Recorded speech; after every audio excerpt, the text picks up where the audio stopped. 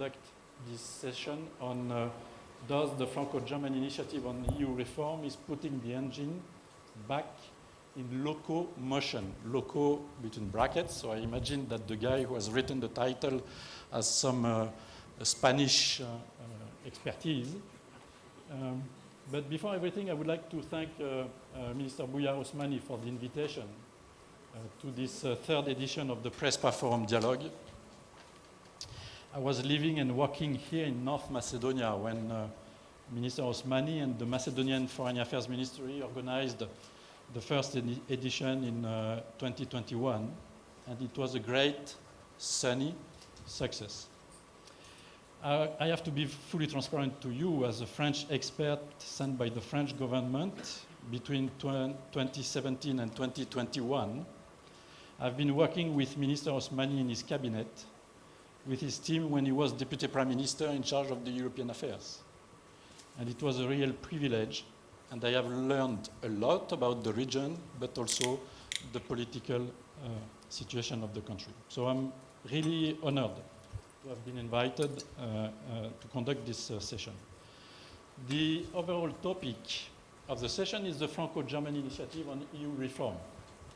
More broadly, what are the current discussions in the capitals and in Brussels to conciliate the ineluctable enlargement process with a still performing European Union at the global scale?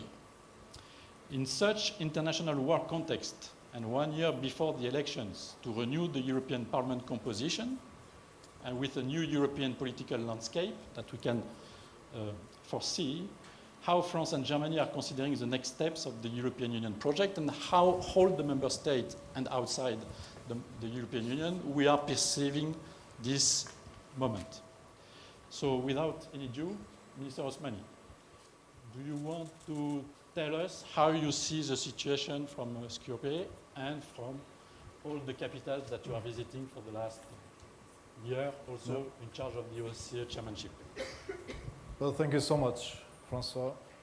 Even though I've worked with Francois, I promise he hasn't shown me the question before, so it's gonna be. I want to thank you all for being here. We are so proud that Prespa Forum for Dialogue is getting to its third anniversary or third birthday. This edition is particularly important to us because it coincides with the first jubilee, the first fifth anniversary of the Prespa agreement, and I want to thank Gordon for being here and all of you as well. I think there are two reasons or two momentums why we need all of us to scream, Houston, we have a problem, Brussels, we have a problem. One is the 20th anniversary of the 2003 Thessaloniki summit. And two is the Russian aggression against Ukraine. The 20th anniversary brings us to attention how disappointingly slow is this process of accession. From 2003, when the pledge was made that this region belongs to the EU, only Croatia joined the EU in the meantime, but none from the Western Balkans. So we have a problem. And second, the Russian aggression against Ukraine served as a stark reminder that enlargement policy is not only an integration process, but rather has foreign policy and security consequences. And I think these two momentums are enough to say, stop, we cannot continue with business as usual. We need to reflect, we need to dissect, we need to diagnose, and then based on that to find a remedy. Because if we continue this way in the 21st year after this pledge, I think both sides, we are just only pretending.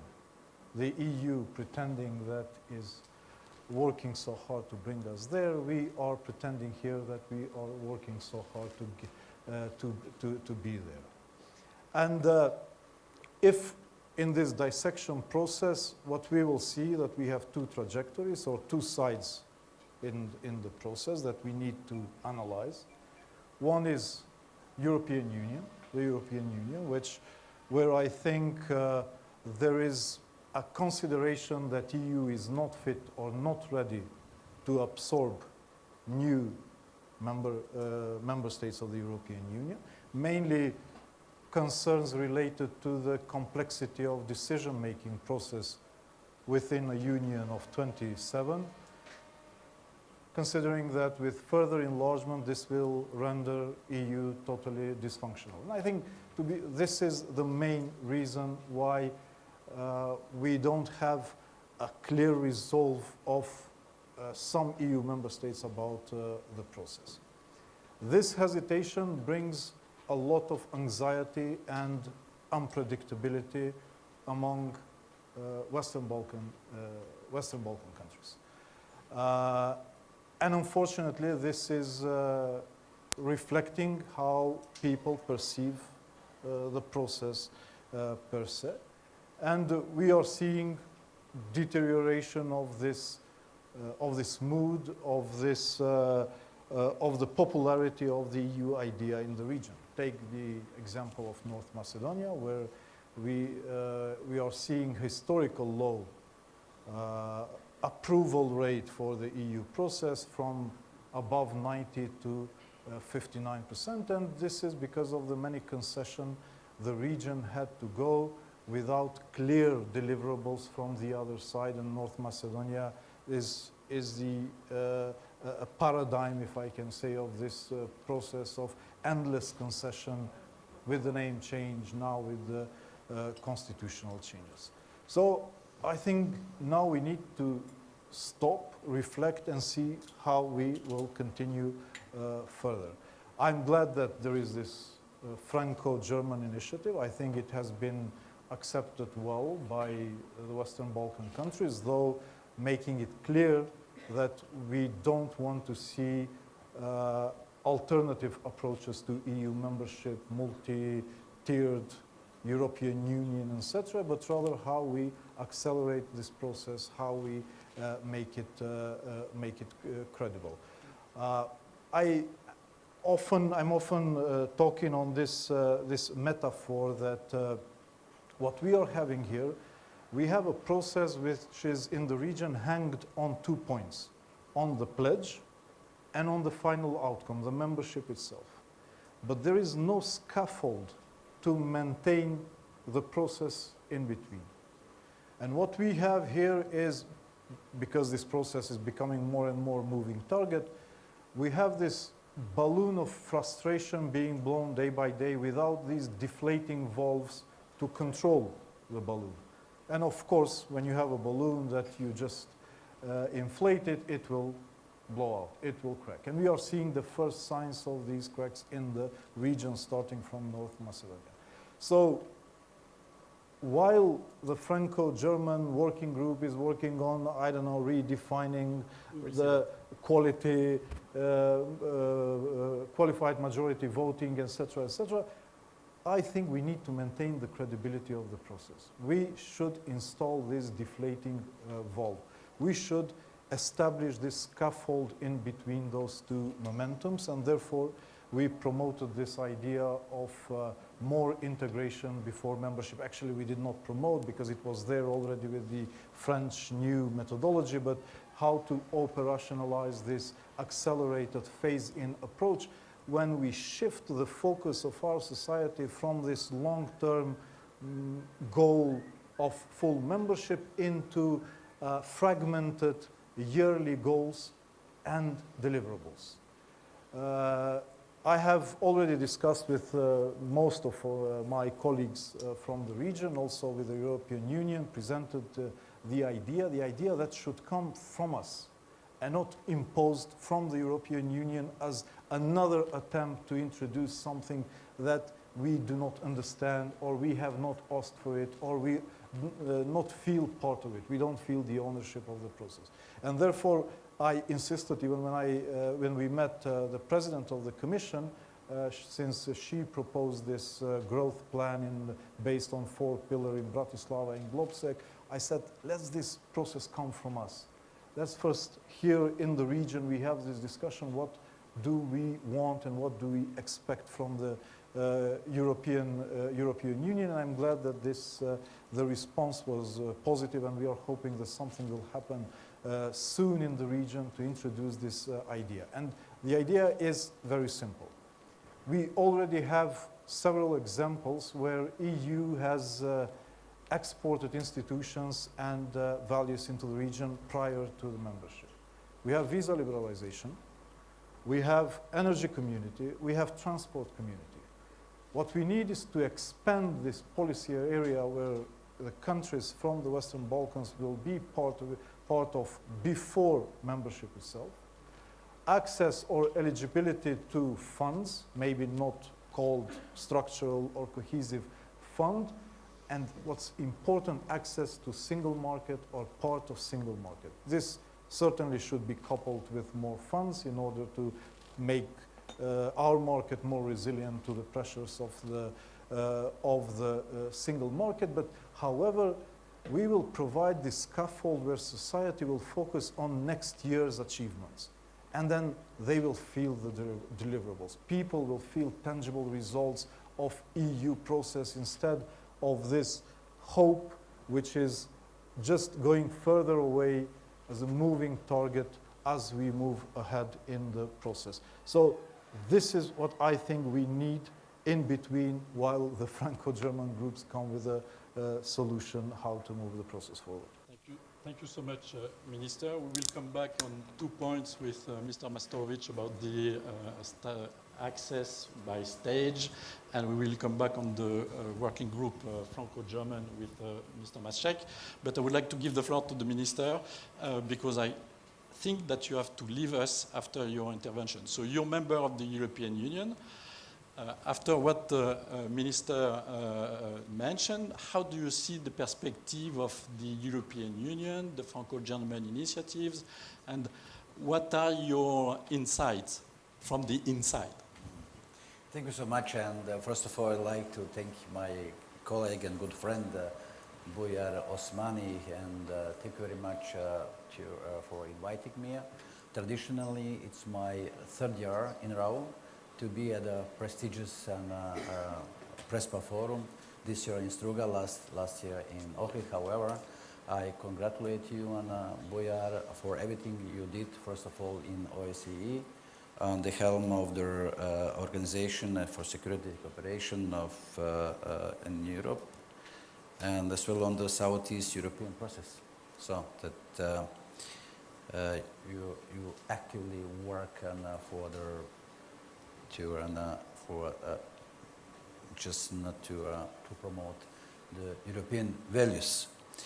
And you know that who more than Croatia is advocating the enlargement on Western Balkans, and we are a vocal proponent of enlargement, but of course according to the individual approach and of merits, individual approach and of merits. I remember almost 30 years ago, actually Macedonia, now North Macedonia, together with Croatia, started first of all negotiation, even you before Croatia, but a few months. Yeah, I think so. We started in October and you are in March. But of course, everything changed in between, however, but you are still on the way to the European Union, and of course we strongly support this way. Where are we now? What is the state of play? That North Macedonia, together you mentioned Russian aggression, and you were also among the first to condemn the Russian aggression against Ukraine, and we together as a member of NATO, as allies, we are on the same page of the history. Today, of course, I will reflect on possible effects of European Union reforms, especially in relations to enlargement policy. And last year we were in Ohrid. What happened in between? Croatia entered the Schengen zone, and we introduced we introduced the euro as a Croatian currency of European currency, and I hope to see also North Macedonian, so as soon as possible as a member of European Union. First, having in mind that you are a member of NATO and the values of European Union are similar to NATO, or they are the same. As an EU member which was negotiating its accession during attempts of large institutional reforms, my country, Croatia, is well aware of the challenges they bring about. And it was hard work, but however, we deserved, and it's worth to work on that. Now we are equal member of European Union and share the same values with our allies.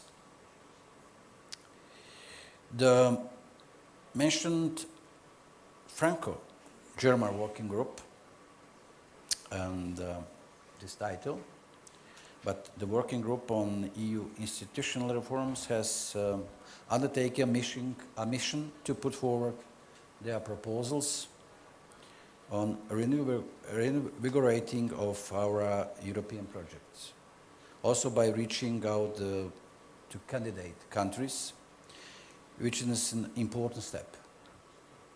The non-governmental expert group started its activities already in January of this year. Their mission is to elaborate concrete recommendations on how to strengthen the EU's capacity to act, to protect its fundamental values, to strengthen its resilience and bring it closer to European citizens. Given the initial phase of exchanging views on the informal recommendation of the expert group, it would be wise and recommendable to wait for the more elaborate proposals and to continue deliberating on the best ways how to prepare the EU for future enlargements. Even now, given the geopolitical circumstances and Russian aggression on Ukraine, it's for European of utmost importance to act unanimous and to show its solidarity and unity. The engine of European integration requires strong leadership, unwavering commitment, and the active participation of all member states, It's a heterogeneous organization, composition of 27 countries. Sometimes it's not easy to decide on. But however, on the end of the day, we have a common conclusion. The Franco-German partnership has historically played a significant role in driving the engine forward. However, it is equally crucial to ensure that all member states are engaged and have a stake in the reform process. Allow me to offer my perspective on the topics at hand. First, on the functioning of the EU and its capacity to cope with the challenges in a multi-crisis world. In my view, the EU has successfully coped with the challenges it was faced with since the Russian aggression on Ukraine. As I mentioned, the EU responded with unity and solidarity, both within the EU, but also towards its neighborhood, including the Western Balkans. And I just mentioned, and I'm very, very proud to say that Croatia and North Macedonia share common values as a partners in NATO, as well in supporting Ukraine and Ukrainian people in defense against Russian aggression. And we would like to see that all the countries of the Western Balkans should promote regional stability and should get along with the European foreign and security policy to condemn Russian aggression and to implement sanctions. it is a criteria. The Russian aggression on Ukraine and its use of energy as a geopolitical weapon resulted in a serious energy crisis and exposed Europe's vulnerability. High dependence on fossil fuels from Russia threatened European economies. The EU and its member states responded immediately and resolutely. We have shown adaptability to changed context. The European Union's and Europe's energy map have changed drastically in a short period of time, and Croatia plays a special role there.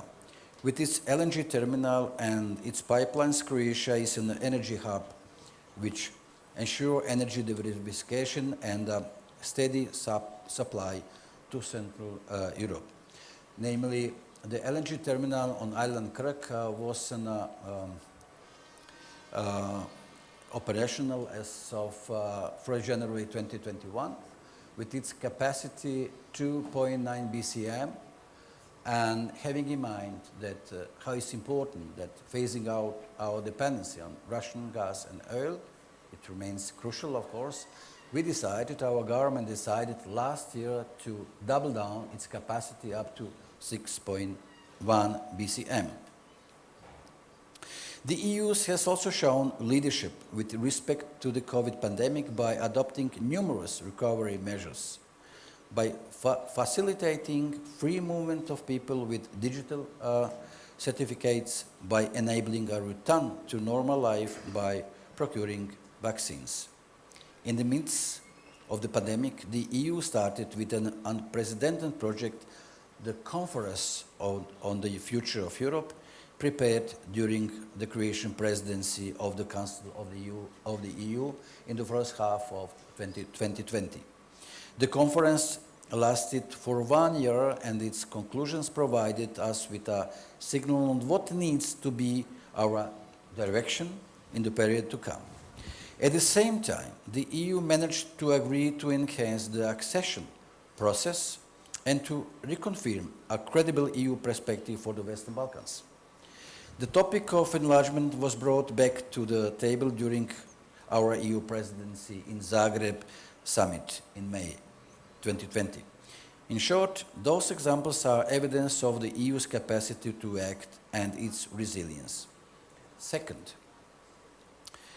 on the relevance of EU enlargement policy. Croatia has always been the strongest support of EU enlargement, as I mentioned at the outset. This follows our policy of united Europe based on shared values. Enlargement must be based on an individual approach, on merits, as I mentioned, on full respect of the established criteria, and on applying strict and fair conditionality in a consistent and credible manner. Significant developments have taken place in the Western Balkans since our last meeting here in Ohrid. Allow me to mention just a few of them. The European Commission held its first intergovernmental conference with North Macedonia and Albania in July 2020, starting their long-awaited path towards EU membership. And Bosnia and Herzegovina gained EU candidate status last December. Kosovo has successfully concluded the visa liberalization process with the EU, enabling Kosovo passport holders to travel visa-free within the Schengen area as of 1st January 2024. In addition, the Committee of Ministers of the Council of Europe took their decision in April to forward Kosovo's application to the Parliamentary Assembly of the Council of Europe with a majority of votes of more than 2/3 of member states. The EU Western Balkans Summit held in Tirana in December 2022 was the first ever summit between the EU and the Western Balkans leader to take place in the Western Balkans region. The Tirana Declaration reaffirmed the EU's clear support for the European perspective of the Western Balkans. All these achievements signify a renewed momentum and a shared recognition that the Western Balkans region holds immense importance for the European Union. Candidate countries can rest assured that Croatia will continue to do her best so that current discussion on a possible institutional reforms will not be to their detriment. We believe that the process of EU enlargement has a future, especially in this geopolitical context. In this way, enlargement based on common values is even more important. This is not the time for ambiguity of multi-vector policies in the Western Balkans, but for a clear commitment to a Europe democratic, whole and free. 1 minute? Yes, sir. I'm sorry. Yeah.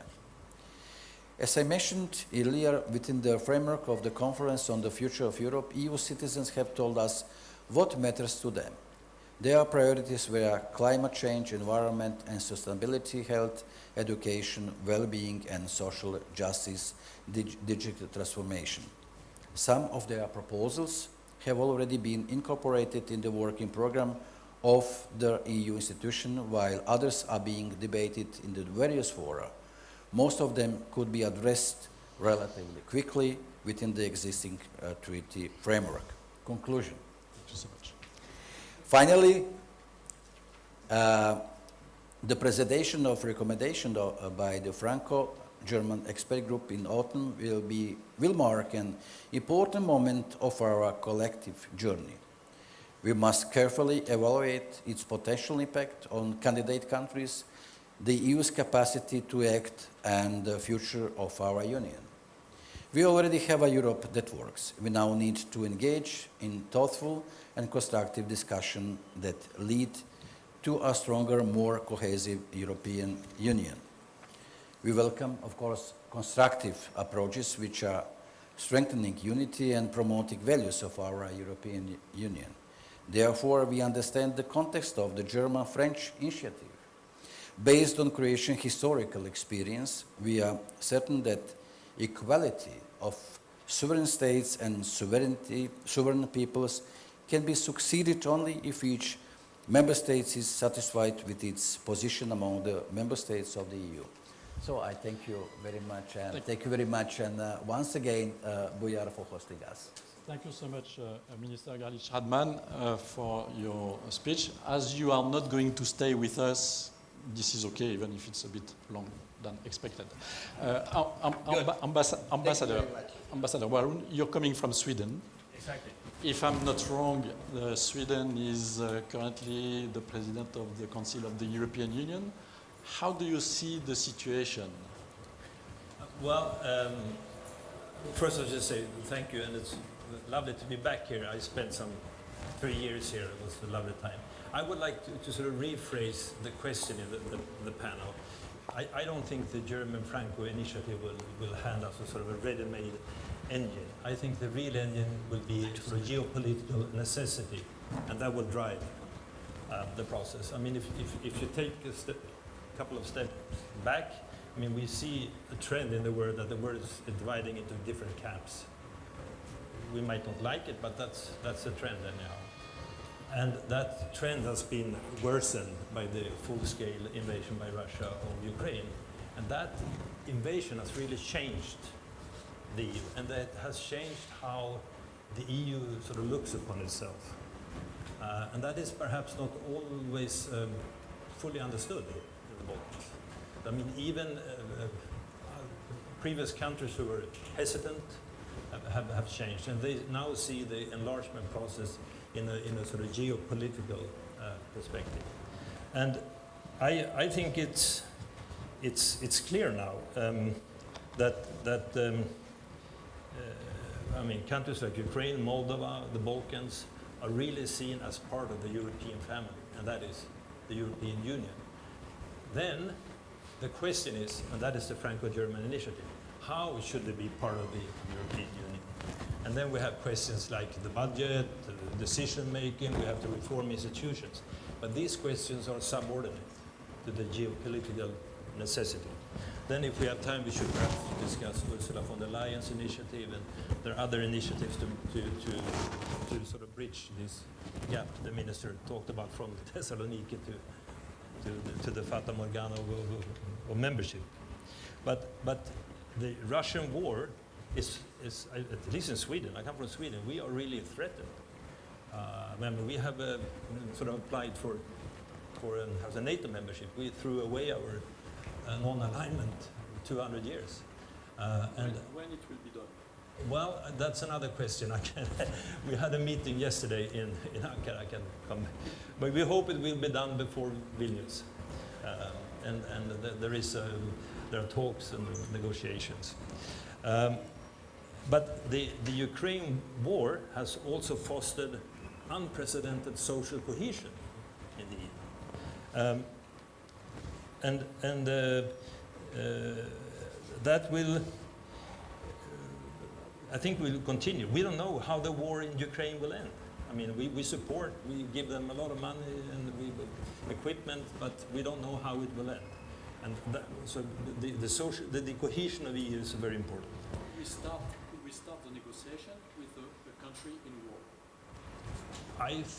I think I should not say too much, but if you take Ukraine, which is not the topic here, but they are doing fairly well, and we will report, and the Commission will report in a week about their steps forward. But I said I will not deny that we will have difficult discussions ahead. I mean, with the budget, always complicated, reform of institutions, decision makings, and these debates will be very difficult. But name me one debate within the EU which is not difficult. I mean, we are used to difficult debate. And the new members, we had a debate 91, 92, 93. We had a debate at the beginning of the 2000s. So we will get through that. Because of the geopolitical necessity. And what I think, and I think one thing which is very important to look at is the financial perspective, which will come 2025, which will guide the new budget. If that can accommodate new members, it will be important. And this is maybe a key point that we forget to discuss even in the Western Balkans. I'm old enough to understand that every time we have discussed about the financial perspective, the 7 years, this is a difficult moment. Yeah. And because of the enlargement process, that means that the budget will not increase so much. I mean, this is 1% of the total of the GDP of the 27. Every time, this is hard to have a little bit more. Yeah. So the question is the distribution within the budget will be completely different. Yeah. That means that the losers that we can imagine, CAP, I mean, I'm thinking as a French, and I can imagine that already when we are going to discuss, and it was when the Brits were inside the European Union, they were saying, guys, a budget dedicated for 30% or 35% to the CAP, this is crazy. Yeah. So let's reduce that. Yeah. Do you consider that France, Poland, and the countries which are getting some money, what about the structural funds? I mean, the southern countries are getting also 30% of the budget in terms of cohesion. Yeah. What kind of discussion we will have when we know that Ukraine and Georgia eventually and Moldova are poor, not as a judgment, but in quantitative term, that means that automatically the money will go to them. Yeah. As I said, the debate will be extremely difficult. But, I mean, the geopolitical necessity is above that. And I cannot believe that the French government will say, no, we should no to enlargement because our French farmers will get less. I think what is important now, looking ahead, is that we have to do the enlargement process. We have the changed EU, and there is a momentum in the enlargement process. But this debate about how we reform the EU has to go in parallel. We should not say, no, first we have to reform and then we can enlarge, or first we enlarge and then we reform. I mean, these two discussions will have to go in parallel and then finally merge. I think that Mr. Maciek will tell us, but if I'm not wrong, France and Germany started from a different point of view in terms of timing. Yeah. Now we are exactly at the same point. And this is the speech of Chancellor Scholz in Prague, and this is the speech of President Macron in Globsec 2 weeks ago. Mr. Maciek, you are finished, or I will come back to you after if you have some. May I add one thing? Of Which course. is also, EU has also changed in another perspective. I mean, Berlin and Paris will remain important capitals. But the thinking has also started in Stockholm, and in Warsaw, and in Rome, and perhaps in Zagreb, I don't know, and in other countries. And the one side effect of the Ukraine war is that the importance of Central and Eastern Europeans, I will also add Northern European countries, has increased. I better say also Southern Europe, so I don't exclude anyone. But it's not like we will get a proposal, oh, this is it. There will be debate, but I think overriding and hovering above this debate will be the geopolitical necessity. Mr. Maciek will tell us that, of course, the Franco-German axis is necessary, because if they don't agree, we don't go nowhere. But even if they agree, this is not enough anymore. Yeah, it's kind of truism, which is true for quite a long time. Actually, I think already in the EU 15 it was not so simple. If I just may react to your question on budgetary issue, just to point out that it's not new.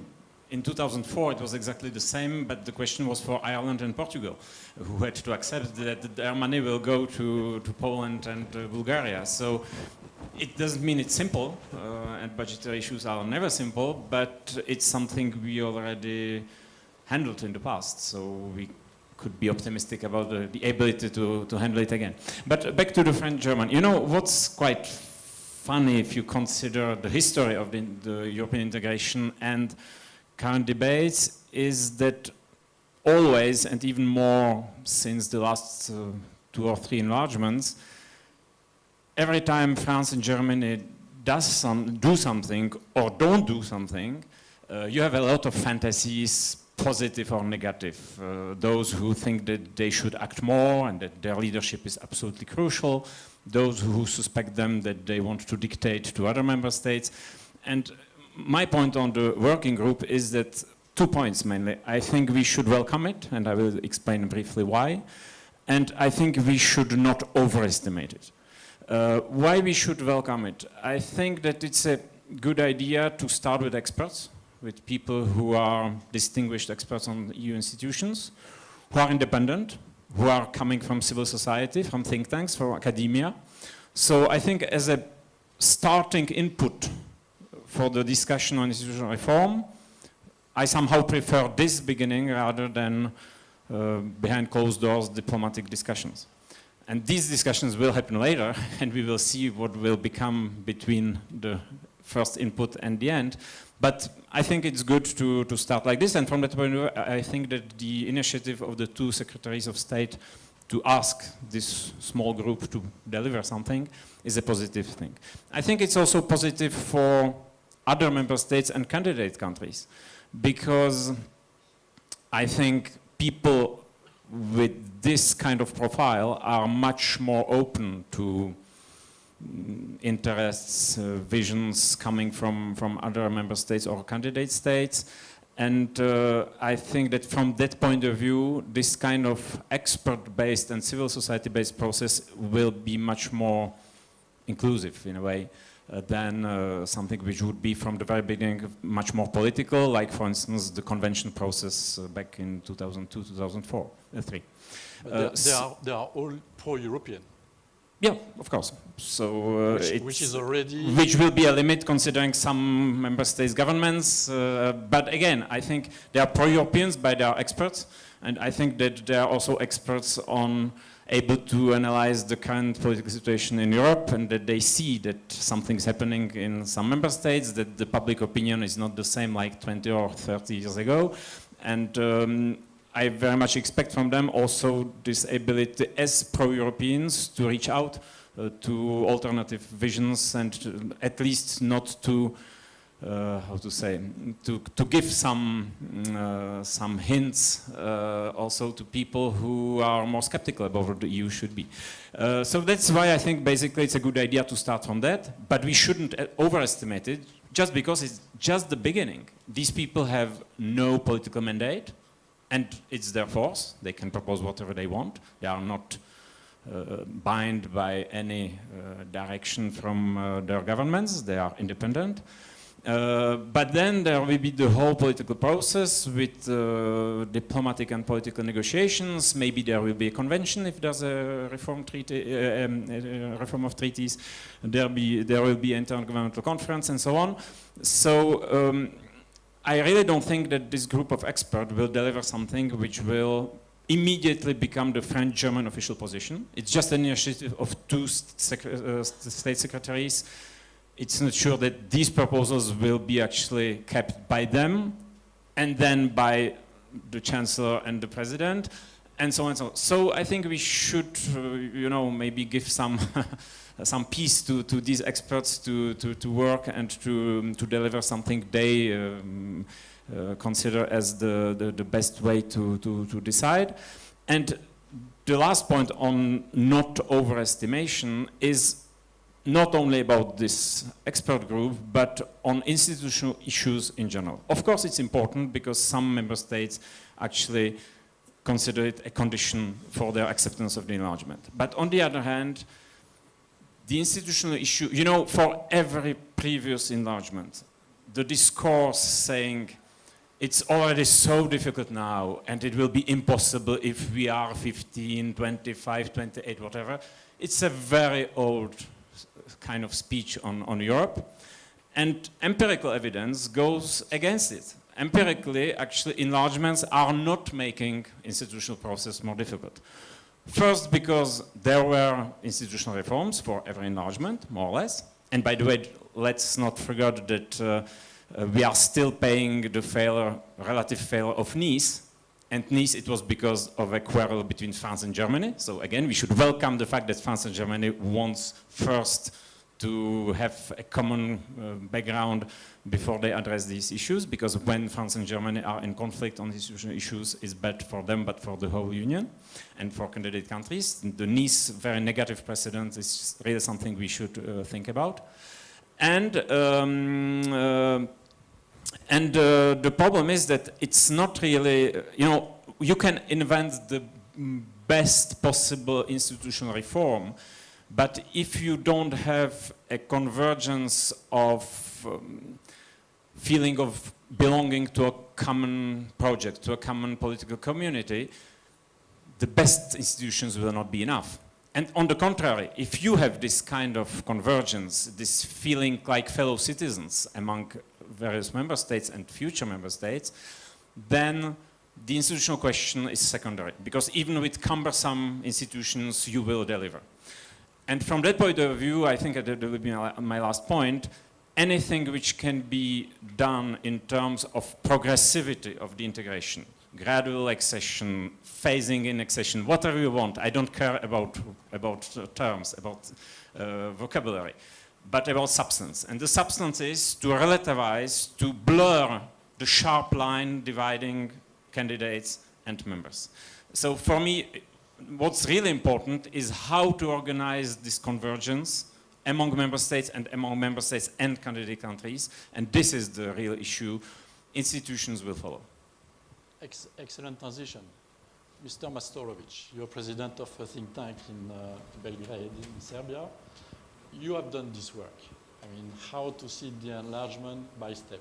Could you tell us a little bit about how it should work? Because sometimes the people are saying this is a bit complicated to understand, and this is a kind of more technical than the normal process.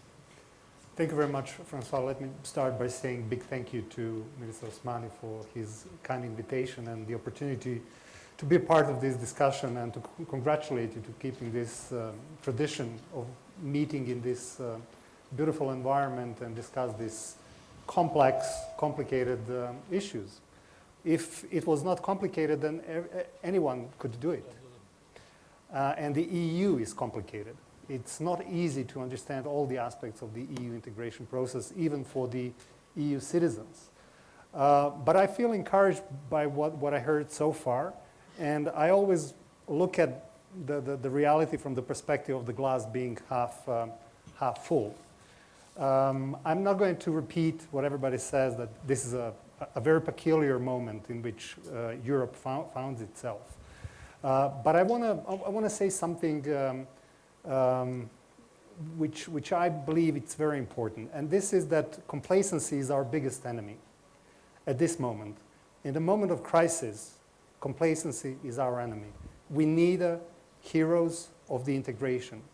Heroes like Schuman was, like these big fathers of Europe were after the Second World War. And we need to start thinking out of the box. And I can say that Franco-German initiative has a good allies in a civil society and think tank community in the Balkans. Here is Simonida, myself, Milena is here, who participated in the other panel. It's a big potential that this region has. Our colleagues from Kosovo are included, from Albania, from Montenegro, Bosnia and Herzegovina. And I'm very encouraged with what Minister Osmani said, that we need to take the control of the process. I'm very, very happy that you said that, because honestly, I'm sick and tired of the whining, monologues that sometimes we hear, how everything is bleak and how there is no access. No, this is the moment for action, and you're completely right. We need to come up with the proposals. So 3 questions are crucial. What do we want? It is obvious. We want a full-fledged membership. We are not happy, and we're not going to accept anything less than full-fledged membership in the EU. This was a deal when we started the EU accession process, and this we'll have to maintain on the table. And I am encouraged by the joint commission, Franco-German Council of Ministers Commission, which says that full and unequivocal support to the EU membership perspective of the Western Balkan 6 is what we are supporting. So these are the ministers. These are not experts, and this is very, very encouraging. But then we have 2 questions which are still being not answered. One is how, and this is where we offered our food for thought, and we offered how to put the revised methodology that French government came with and proposed into the motion, and how to fill these gaps that you mentioned of blurring the difference between the being outside and inside. Among other things, in order to provide hope for our citizens. In the previous panel, we heard that there is a declining support of public to the EU integration process in the countries of the region. It takes too long. Not just in the region, sorry.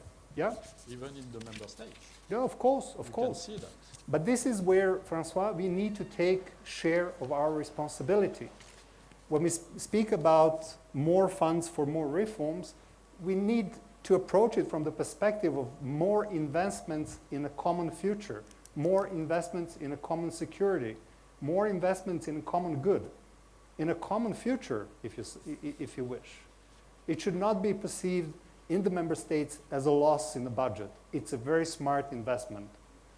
Quoting Chancellor Scholz, who recently addressing European Parliament said, not less, but more openness and more cooperation are the order of the day.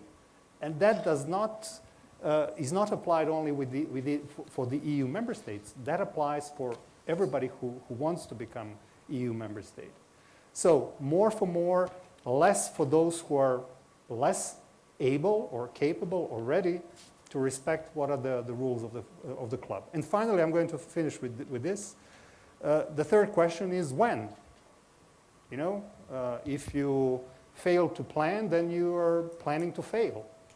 And let me be very personal. The other night I was sitting with my wife and she was looking at me. We were discussing our summer vacation, and she said, well, it seems that you gained some weight, which was a very polite way to say that always nice. I'm getting fat.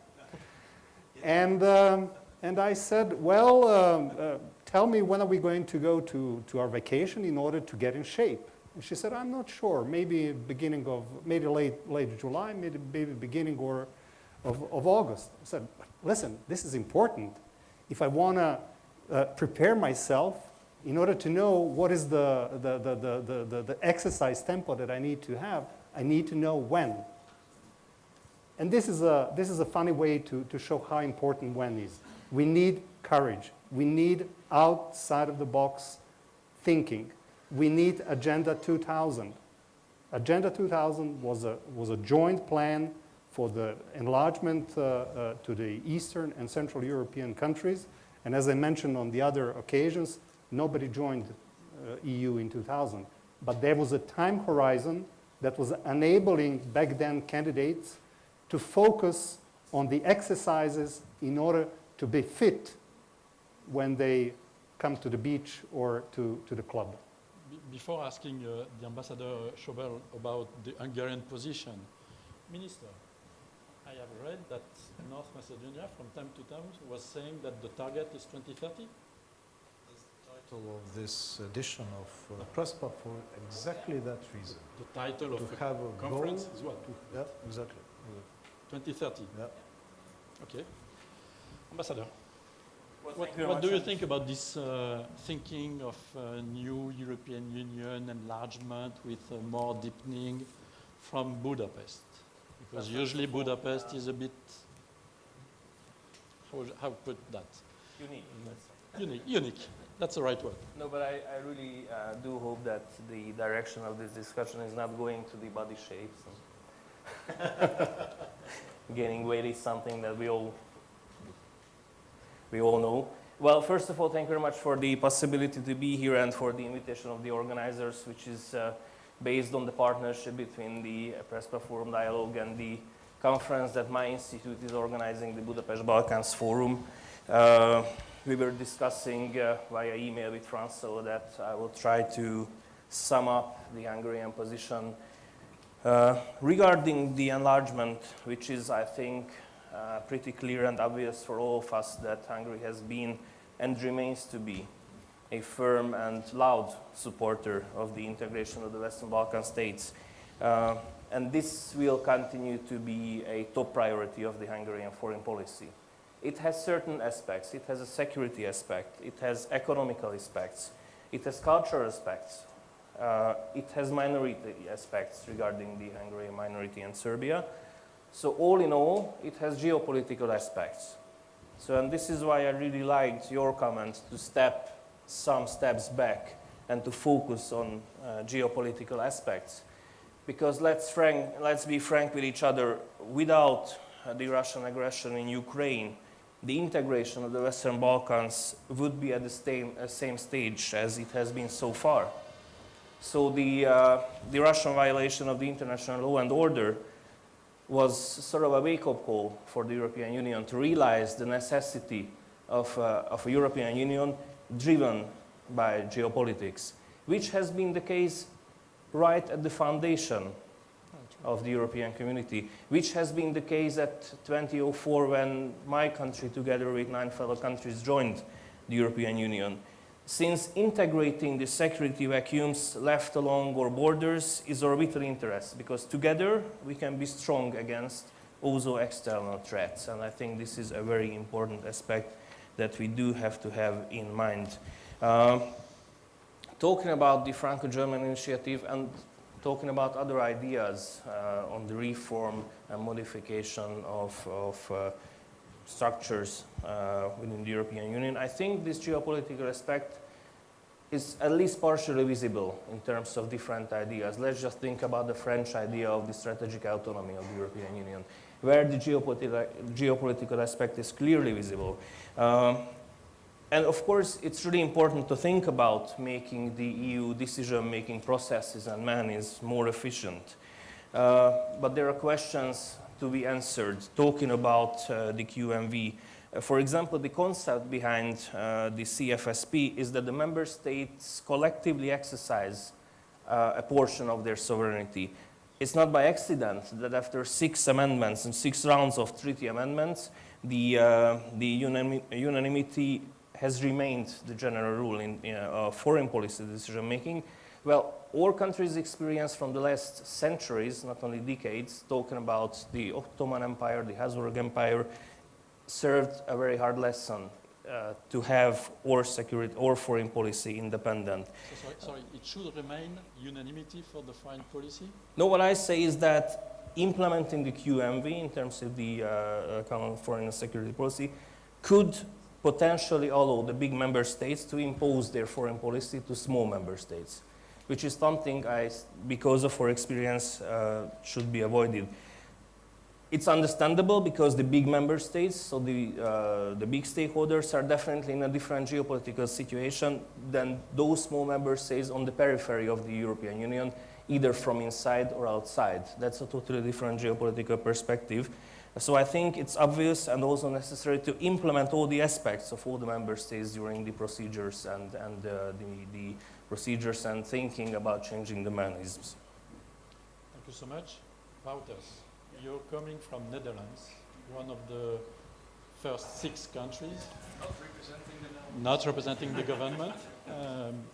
How do you see this Franco-German initiative, even if we don't have to have big expectations, because this is technical and so on, but how do you see this as a complement of the Conference on the Future of Europe, which take place before in the European Parliament, so where there are a certain number of ideas which have been pushed by the European Parliament? What's your point? Thank you very much, Francois, and also thank you very much to Minister Osmani for the invitation to this fantastic conference. For me, the first time. I hope to be back many times in the future. Coming from the Netherlands, I've been following the EU internal debates for a long time, but looking back at the past few months, I think that we've seen that in many EU capitals, EU policymakers feel, EU lawmakers, politicians feel that it will be hard for the EU to enlarge further if no internal revisions are being made. And I think that means that what we're looking at is for the next, let's say 2-3 years, is maybe some kind of package deal on widening versus deepening, so widening the EU and further integration. Now, there is currently quite some, or a little bit of momentum, which indeed I think mainly has to do with the geopolitical circumstances. And at this moment, even in the Netherlands, that means that there's no complacency, the complacency that you talked about, Sir John. I think that even in the Netherlands, we're now seeing that enlargement is being taken seriously, that the Netherlands is slowly but steadily becoming a somewhat more constructive and a somewhat more engaged partner on, particularly on enlargement. Now, the key question for these next 2-3 years is then, okay, what should this package deal on widening versus deepening of the EU look like? And I think I would like to focus my introductory remarks on basically the internal reforms that I see as particularly important in that respect, but then also how they relate to EU enlargement. So first, regarding these internal reforms, I think it was already mentioned, the qualified majority voting in foreign policy. It will be a difficult debate. I fully understand also the position of Ambassador Schöbel about the fact that indeed for smaller member states there is also risk involved, including even for the Netherlands as well. Taxation. Sorry? Even on taxation, it could be a problem for some countries. Well, that's the thing. I think for the Netherlands particularly, there is a perceived risk that then introducing QMV in foreign policy will also be linked to introducing the same decision-making procedure in the budget, and there are quite some concerns, I guess. And maybe also in other member states. Well, the second issue is the institutional design. We haven't really delved into it so far, but I think actually, let's be honest, having 27 member states or 30 or 33, in terms of institutional design, there shouldn't be too much problems to adjust it. The European Commission, of course, already has... Less commissioners. Yeah, that's the big thing. I cannot think of any other portfolio for another commissioner. I don't know if anyone has any ideas, but it should be pretty simple, right, to come up with an idea of, say, I don't know, junior commissioners, senior commissioners, and every cycle they swap so that they change so that every country in the end has equal representation. What about the presidency of the European Council and the Commission? Could we merge both? I'll leave that question maybe for our discussion later. It's something I haven't developed my thoughts about too much. So when it comes to institutional design, it's more of a technical issue, and I don't think it should be a barrier for enlargement or for any other issue. Lastly, I am Dutch, so I'm going to talk about rule of law, of course, as you all had expected. I think the rule of law safeguards in the European Union need revision, you know, the Article 7 procedure may need some strengthening. The post-accession monitoring, better linking rule of law issues to the budget, but also not only for new members, right, for the European Union at large, and it's very important that both the member states and the candidates are basically judged on the same merits, because after all, well, especially the member states need to live up to the criteria that are there. And then maybe just to finish, for all these reforms, I think that there's, well, in any case, two important guiding principles for this package deal on widening versus deepening. The first is that you know, enlargement should not wait for EU internal reforms to be done. When I talk about a package deal, I think where I talk about an incremental process of EU internal reform that can run parallel to EU enlargement. There's no reason to, as for example, during Commission President Juncker's tenure, say, okay, we cannot accept any members for now because we need to reform first. No, on the contrary, I think that the EU can easily absorb 1 or 2 or 3 new members in the coming years, and those can serve as success stories also for the wider enlargement process, and that can run in parallel to the internal reforms that we need. And maybe the second important guiding principle is that I think, and that's what we're having here, and I'm very glad about that, is that this conversation about EU internal reforms should not happen only with the EU member states and not only also with within this German Franco working group, and I'm sure that everybody agrees here. But also, so not only the member states, but especially also the candidates, right? And I sometimes feel that EU enlargement is really treated as a very sort of separate policy area compared to other EU issues, while of course the EU enlargement process should prepare countries not only in a process for future membership, but also prepare them for what the membership is all about and how the political processes are going in the EU. So to opening up that debate on the future of the EU, asking these questions to the candidates, okay, what is your vision for the future of QMV in foreign policy of the EU? What is your vision for the revision of the European Commission? These kind of questions, it needs to be a European debate at large, I would say. Thank you so much. I would like also to thank the organizer to give me a chance to have one woman in the panel.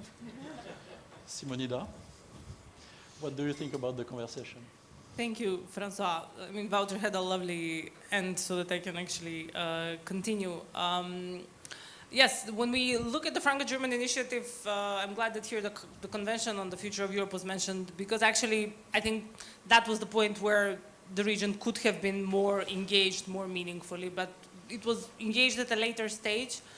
But for many of us that have known how enlargements go, in the early 2000s, this was actually the signal from the EU to invite the new member states to participate at the time in the Convention on the Future of Europe. And for many of us that were waiting for such a step, this was a sort of a missed opportunity. So we are hoping that the other debates won't be just in the Union. It's not that we were being silent per se, but there was, I think that there is a need to link these two discussions, because I think the linking of these two discussions will help us to overcome this mental blurring, because I think we do see this, we do think in silos of the enlargement countries, of the candidates and the member states, but actually if we take a look at the level of economic integration of this region with the European Union, it's incredible. It's probably the most integrated that there was in terms of enlargement policy. So if we take a look at trade, if we take a look at alignment, let alone this country and so on, I think the line might be much more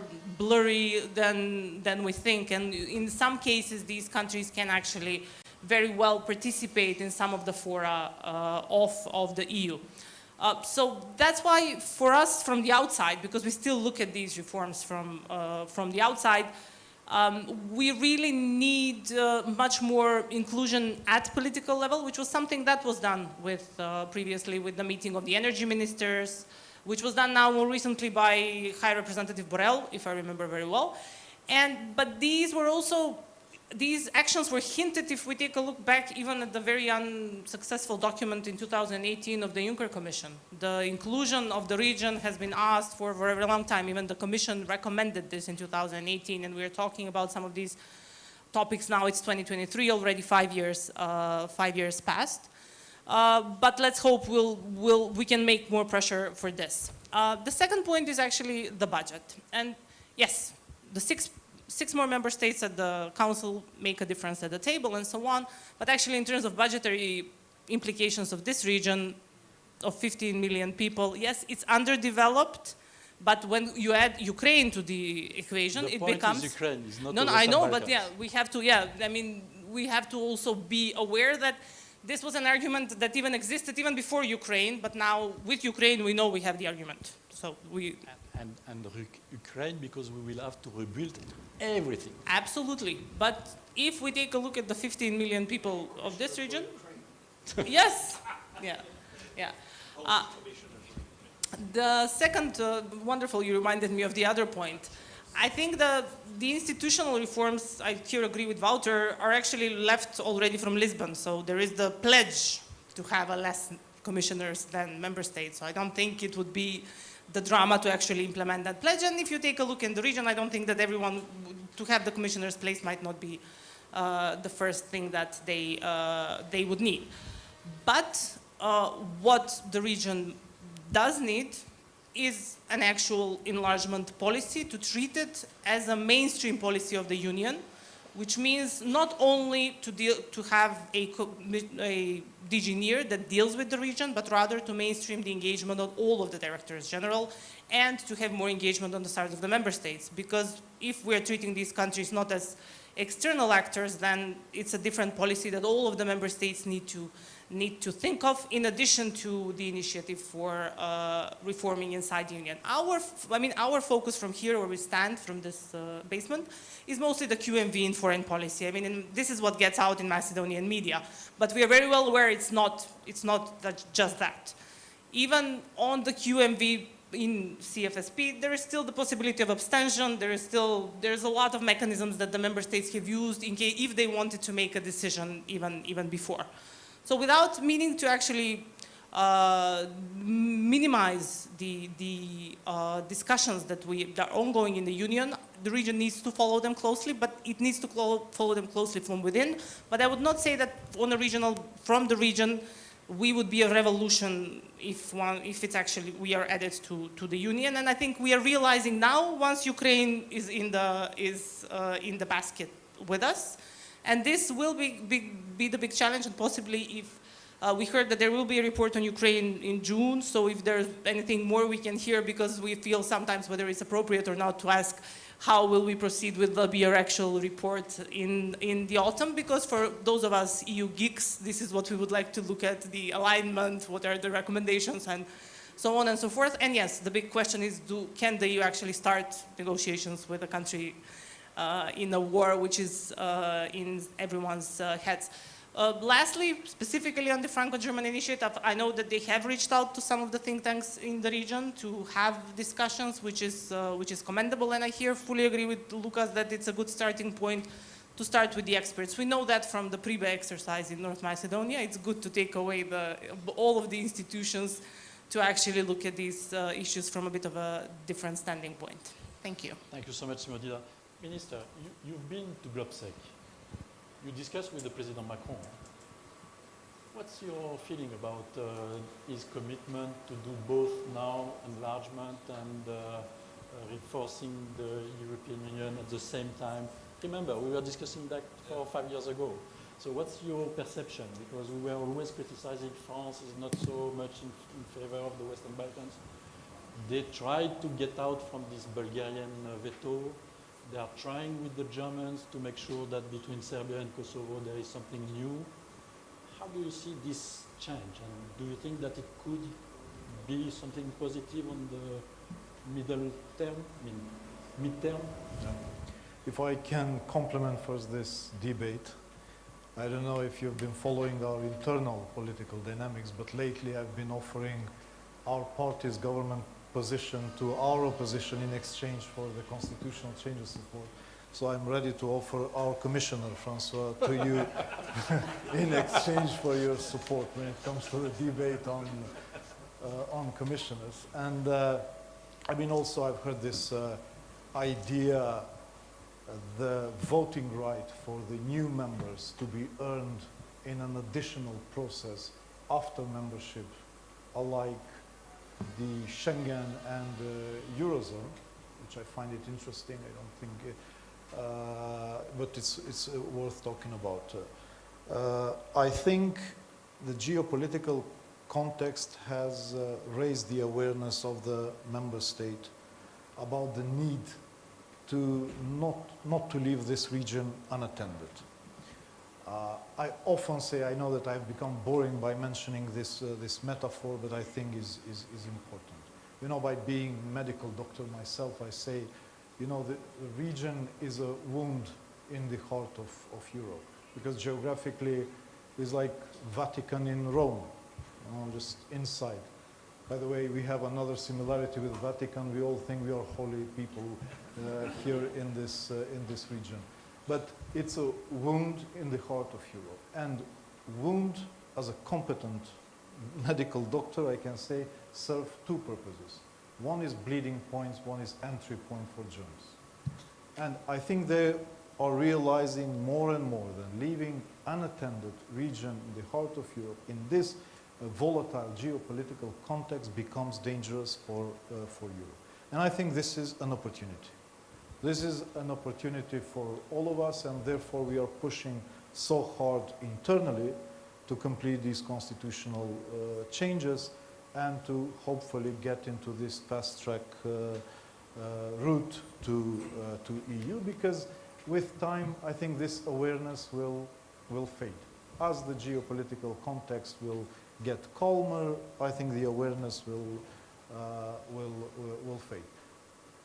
I am okay that this debate over the rules of engagement in EU should be discussed and rearranged. To us is important the credibility of the process. The credibility is disappearing on a daily basis. We are losing the battle with the hearts and minds of people.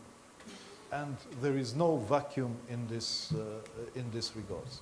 Somebody else will get those hearts and minds, and therefore I'm less eager to talk about the final membership. Give me something now. Give me something tomorrow to keep the focus of our people.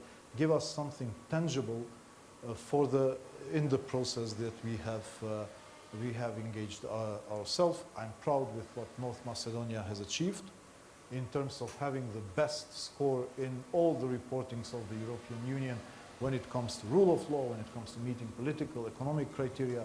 I'm proud with the functional multi-ethnic democracy. It's serving as a reference to the region. It's telling a story that in this region, functional multi-ethnic democracies can work. I'm proud with our good neighborhood policies. And therefore, I think this should be acknowledged, this should be recognized, because we have revived the European idea in the region. And EU should recognize the story, otherwise it will discourage all others to follow our path. It has been a painful path, and it's important, the reward, not for us, but to encourage the others to do the same. Thank you so much, Minister Osmani. I was supposed to give eventually to take some questions, but I prefer to stop the conversation now because this is the time, 5:15. I think it was a great conclusion. I would like to thank all the speakers to have done this conversation in a nice way, but there are key points that we have in mind. And I would like to thank all the people in the room to have stayed here for this session. So thank you so much.